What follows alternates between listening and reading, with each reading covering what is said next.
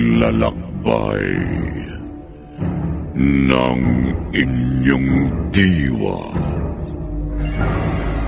Pagsaksi sa mga pangyayaring hindi mo sukat akalain.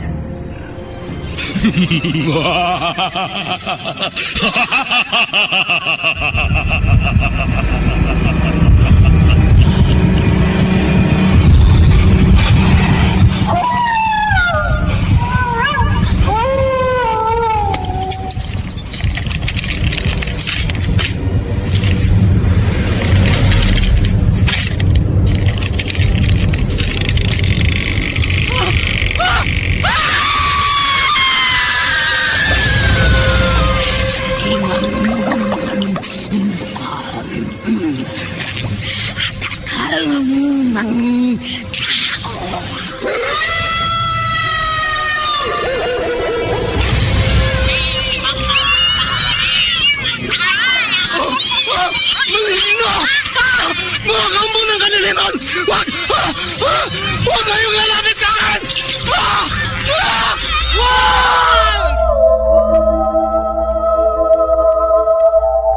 Mga kababalaghang hindi kayang tanggapin ng inyong isipan,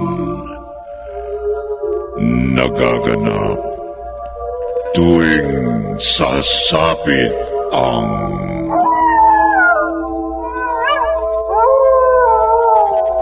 gabi ng lagi.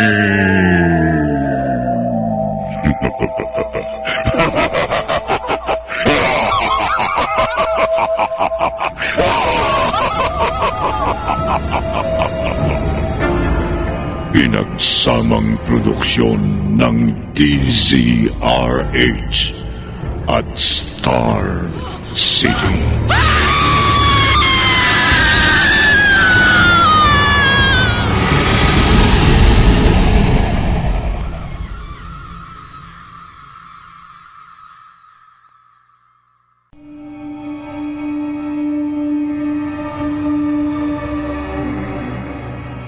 Magandang gabi, kaibigan.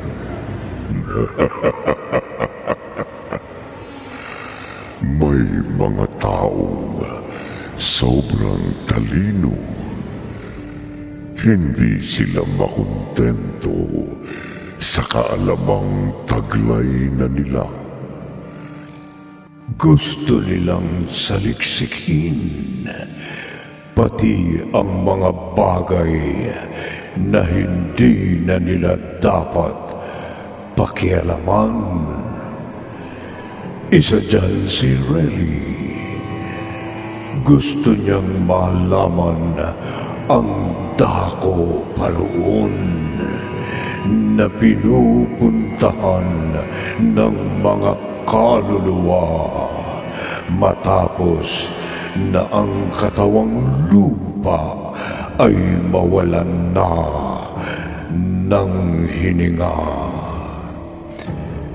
Kung saan siya inihatid ng kanyang paghahanap sa higit pang karunungan, siya nating tutuklasin sa isa na namang kwentong tampok sa linggong ito, pinamagatang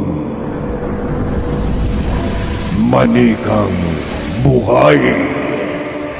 Sa isa na namang gabi ng lagi.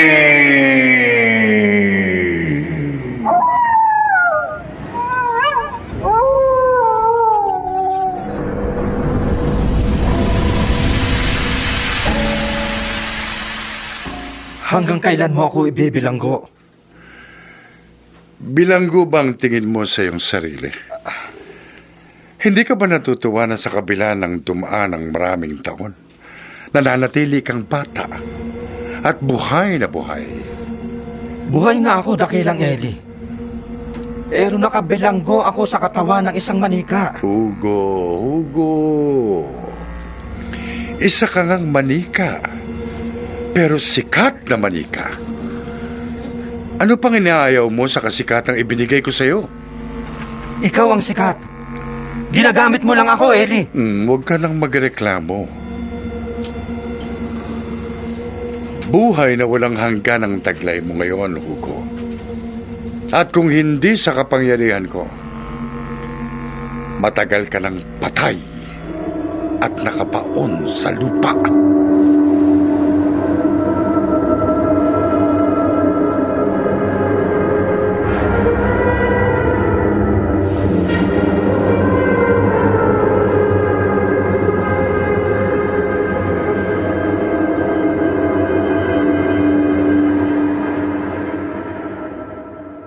Ibon, Yes, tita. ipangako mo, ha? Yeah. Tutulungan mo ako sa charity ball na inihanda ko. Opo, tita. Don't worry. Ako lang bahala sa ibang detalye na kailangan mo. Gusto ko sanang i-guess natin yung dakilang magician na si Ellie. Ay, naku, tita. Wala akong contact na pwedeng kumausap sa kanya. Nagsusulat sa diary ang boyfriend mo si Marco. Baka may maitulong siya. Oo nga.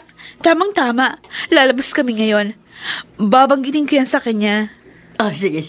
At sana makagawa kayo ng paraan para maimbitan dakilang si Ellie. Tita, bakit ka na tuwan-tuwa? Okay, sige. Gagawin ko ang lahat na makakaya ko. Okay. Sige, tita, aalis na ako para hindi ako mahuli doon sa usapan namin ni Marco.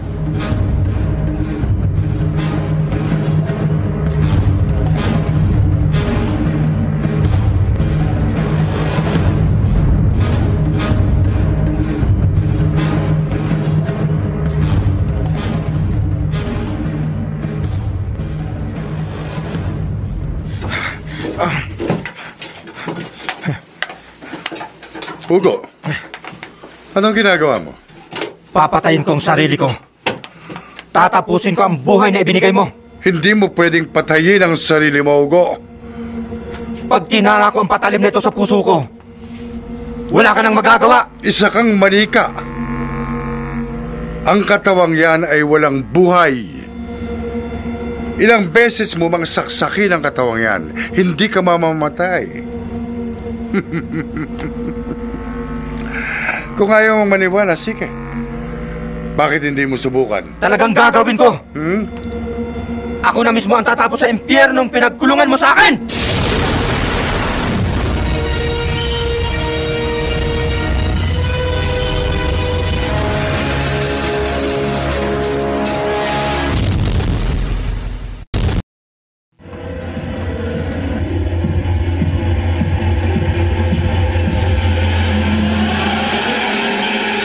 Balikan natin ang kasaysayang tampok sa linggong ito sa isa na namang Gabi ng Lagim.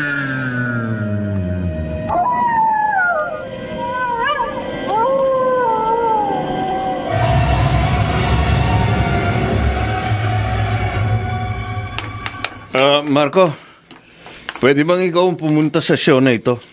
Ticket ito para sa dalawa. Oo. Dapat kami ng girlfriend ko ang pupunta dyan pero may bagong interview ako na dapat puntahan. Besides, ayaw ng girlfriend ko yung show. Mas gusto raw niyang isang quiet dinner kaysa manood sa dakilang Ellie. Tamang-tama ang pagbibigay mo nito sa akin, Adrian. No?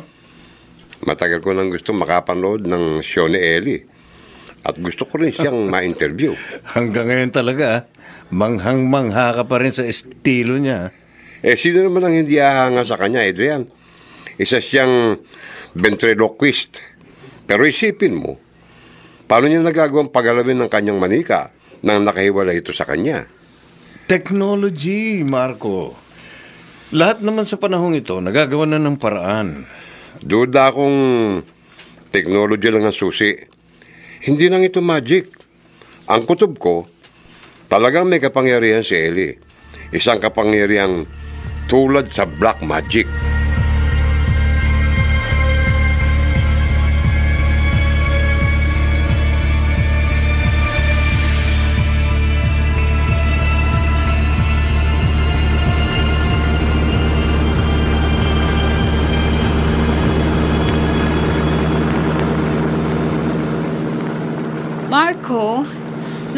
ka ba sa akin?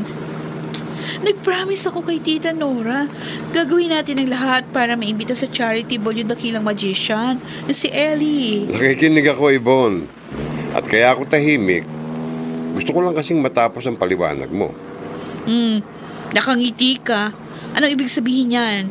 Magagawan mo ba ng paraan na... Hindi lang paraan, Yvonne. Meron akong ticket para sa show mamaya ni Ellie. Talaga? Oo, eto. Wow! Nasa bulsa ng bag ko ang mga ticket. Kunin mo. Nagmamaneho kasi ako eh. Okay, sige, ako nang kukuha. Sige. So, ibig sabihin nito, makakapanood na tayo ng show niya ngayong gabi. Pwede pa natin siyang makausap? Oo, Yvonne. Ako ang bahala tungkol sa pagkausap sa kanya. Gusto ko muna mag-enjoy ka sa show. At saka na natin problemahin ng tungkol sa pabor na hinihingi ng yung Tita Nora.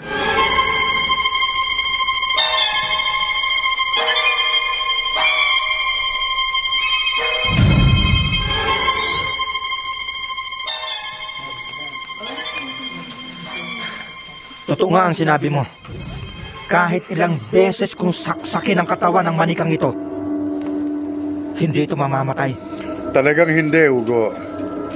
Dahil ikaw ay isa na lamang kaluluwa. Balang araw, makakalabas din ako sa bilangguang ito. Ano ba nangyayari sa iyo, Hugo? Marahil, ang gusto mo magkaroon ng kasamang isa ring katulad mo. Hindi ako isang bata na bibigyan mo ng regalo. At pagkatapos, titigil na sa pagmamaktol. Ang gusto ko ay palayain mo ako sa pagiging manika. Malapit lang magsimula ang show. Gusto ko maging masaya ka, Hugo.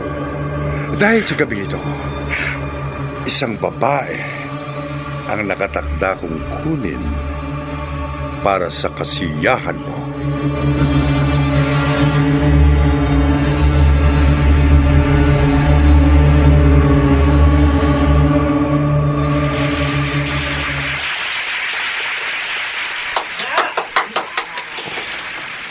Nakakakilabot, Yvonne.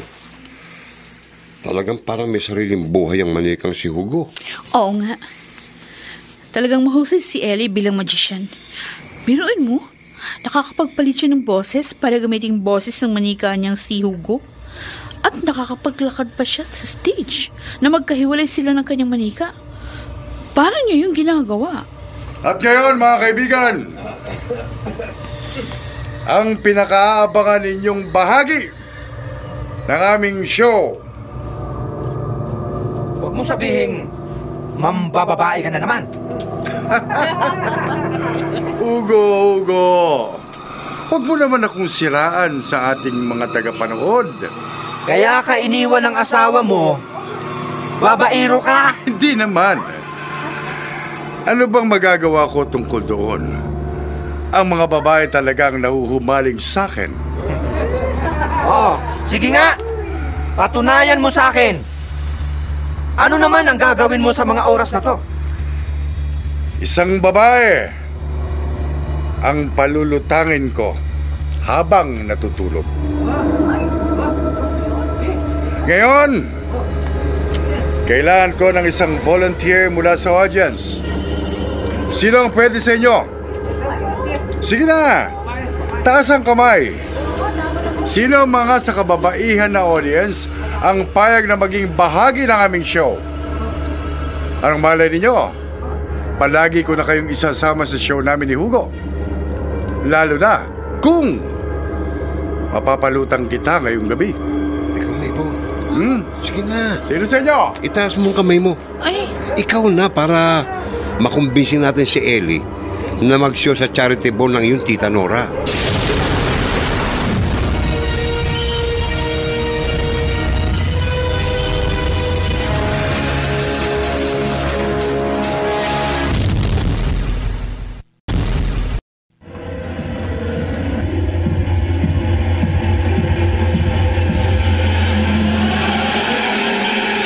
Balikan natin ang kasaysayang tampok sa linggong ito sa isa na namang Gabi ng Lagi.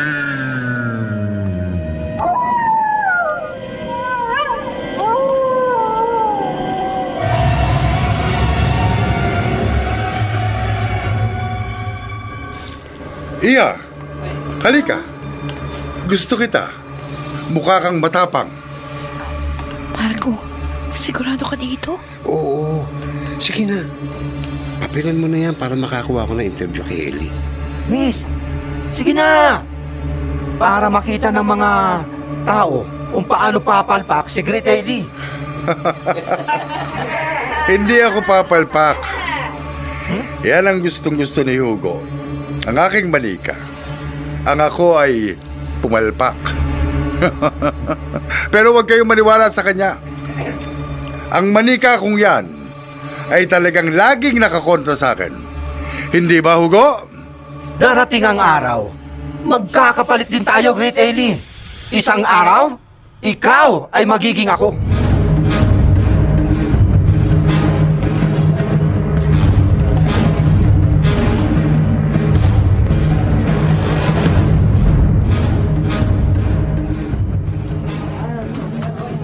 Kailangan ko ng katahimikan. Tahimik lang po.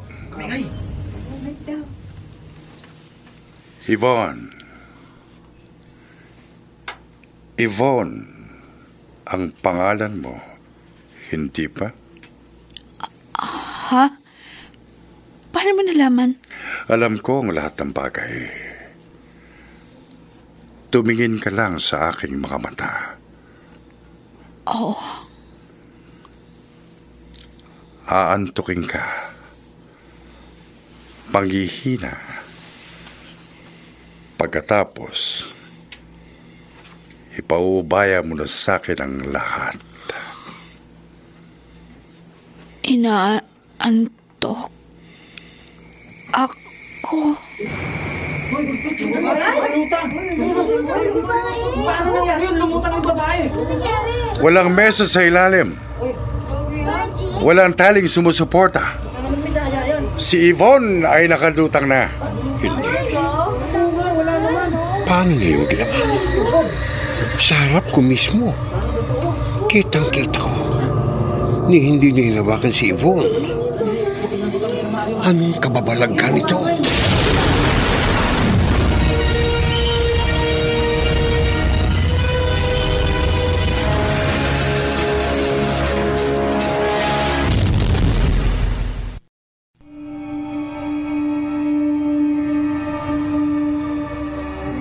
Ano nga bang kababalaghan ang ginawa ng great magician na si Ellie?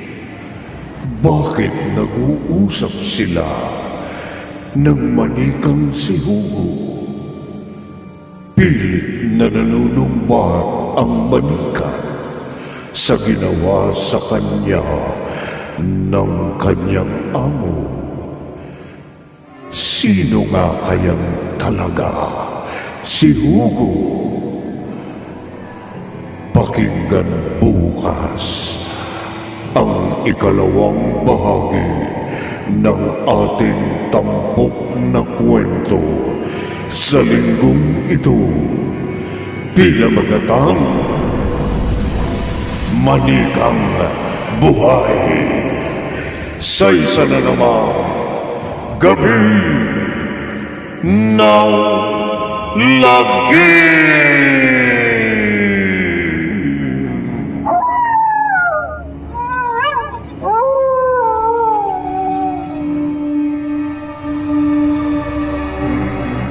Mga nagsiganap: Rosana Villegas, Bobby Cruz, Marichu Villegas, Alan Ortega, Vilma Esteliore, Ben Mercado, Rose Tunido, at Jerry Mutia. Naglapat ng tunog, Manny Salas. Musika, Boboy Salonga. Supervisyong Technical, Eric Lucero at Bong Moyar. Sa panulat ni Didith Marasigan. Sa direksyon, Lionel Benjamin. Gabi ng Lagi.